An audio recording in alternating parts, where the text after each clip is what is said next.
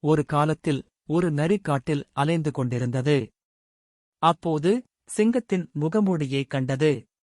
இதை அணிந்தால் நானே சிங்கம் போல இருப்பேன் என்று நரி நினைத்தது. நரி முகமூடியை போட்டு ஒரு சிங்கம் போல தோன்றியது.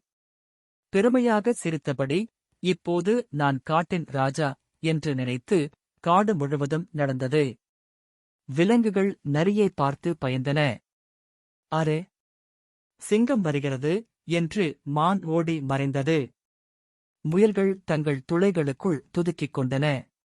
இதை பார்த்து நரி மிகுந்த மகிழ்ச்சியடைந்தது.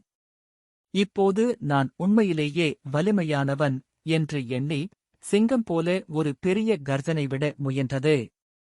ஆனால் சிங்கத்தின் கர்ஜனைக்கு பதிலாக நரியின் குரல் மட்டுமே வந்தது. அதைக் கேட்ட விலங்குகள் அதிர்ச்சியடைந்து, அது சிங்கம் இல்லை, நரிதான் என்று உணர்ந்தன.